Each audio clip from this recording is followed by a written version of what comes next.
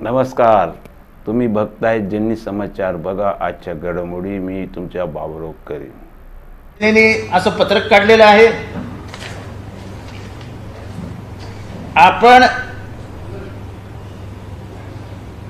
Star campaigning म्हणजे star campaigner म्हणून नावं देता तेव्हा त्यांच्यामध्ये त्यांनी प्रफुल्ल पटेलांचं नाव घातलेलं आहे, त्यांनी जोगेंद्र कवाड्यांचं नाव घातलेलं आहे, महादेव जानकरांचं नाव घातलं आहे, अजित पवारांचं नाव घातलेलं आहे, देवेंद्र फडणवीसांचं नाव घातलेलं आहे, JP नड्डा, नितीन गडकरी, रामदास आठवले, नरेंद्र मोदी, अमित शहा या सगळ्यांवरती आम्ही आक्षेप घेतलेला आहे. हे शिवसेनेचं पत्र, हे बीजेपीचं पत्र. या बीजेपीच्या पत्रामध्ये 12, 13, 14 एकनाथ शिंदे 12, श्री अजित पवार 13 आणि रामदास आठवले 14 हे पीपल्स रिप्रेझेंटेशन ॲक्ट आणि आचारसंहिता कायद्याचा आणि आचारसंहितेचा दोन्हीचाही भंग केलेला आहे अशी तक्रार आम्ही इलेक्शन कमिशन ऑफ इंडियाला ईमेल करून सगळी कागदपत्र जोडून पाठवलेली आहे. We expect that this is a major error that you are using Narendra Modi as the Prime Minister of this country to come and participate in your. This creates pressure in the mind of people.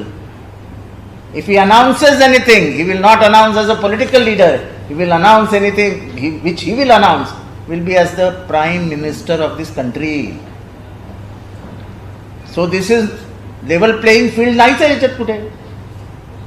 पंतप्रधान नरेंद्र मोदींची सभा आहे असं एकनाथ शिंदे यांनी म्हणणं ठीक आहे, पण ते असं लिखित स्वरूपात देणं हे अतिशय चुकीचं आहे. हमने इलेक्शन कमीशन में एक कंप्लेंट दर्ज की है क्योंकि हमें लगता है कि पीपल्स रिप्रेजेंटेशन एक्ट ये इसके बारे में विस्तृत से लिखा है. उन्होंने ये भी कहा है कि लीडर ऑफ द पार्टी, कोई वो स्टार भी नहीं लिखा है उधर, leader of the party. Leader of the party यानी उस पार्टी का ही लीडर उस पार्टी का प्रचारक बन सकता है. तुम इसको उसको लाके प्रचारक नहीं बना सकते हो. ये खर्चा छुपाने के लिए किया गया था. शिवसेना की यादी में तो और गफलत है. उन्होंने तो नरेंद्र मोदी जी को पंतप्रधान है, वो पंतप्रधान आप लिख नहीं सकते हैं. अमित शाह होम मिनिस्टर आप लिख नहीं सकते हैं. तुम्हारे मंत्री गवर्नमेंट ऑफ महाराष्ट्र के मंत्री है, आप लिख नहीं सकते हैं. When the contest is going on, वो सब सिर्फ सदस्य है उस पक्ष के जिस पक्ष का वो प्रचार करने वाले. End model code of conduct में उन्होंने चुनाव आयोग ने ही स्पष्टता दी है, और वो भी पुराने यानी 2007 में दी है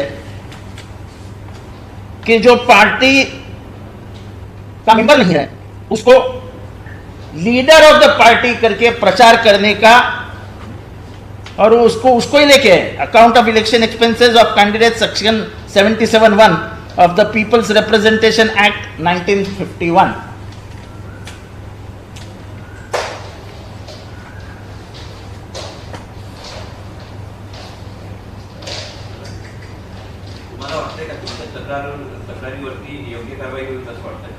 इलेक्शन कमिशन हे विवेक बुद्धीने वागलं पाहिजे, तरच भारतात खुल्या मोकळ्या वातावरणात निवडणुका होतील असा आम्हाला विश्वास आहे. निवडणूक आयोगावरती आत्ताच अविश्वास दाखवणं हे माझ्याने शक्य नाही आहे. पण तुम्ही गेल्या 2-3 दिवसात बघत असाल की स्वतः UNO, अमेरिका, जर्मनी यांनी आपल्या निवडणुकांबद्दल काही म्हणणं मांडलेलं आहे. भारताच्या भूमिकेला, भारत नावाच्या राष्ट्राला जो जागतिक सन्मान होता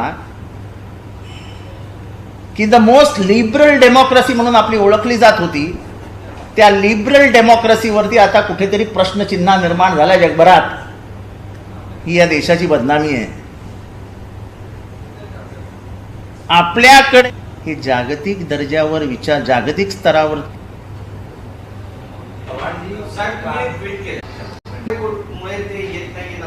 मला माहित नाही ते काय येत नाहीत. मी तेच विचारलं ना, व्हेर इज राघव छड्डा. मी काय प्रश्न थोडी विचारले ते. कारण का राघव छड्डा दिसायला पाहिजे ना. आपला नेता जेव्हा अडचणीत आहे तेव्हा जनहित समाचार न्यूज सत्याच्या समर्थक आहे. जनतेच्या समस्या शासन आणि प्रशासनापर्यंत पोहोचवण्यासाठी जनहित समाचार यूट्यूब चॅनलला सबस्क्राईब करा आणि बेल बटन दाबा. तुम्हाला व्हिडिओ आवडल्यास कृपया तुमच्या मित्राबरोबर शेअर करा आणि कमेंट करा. तुम्ही आमच्या चॅनल बघितल्याबद्दल धन्यवाद. जय हिंद, जय महाराष्ट्र.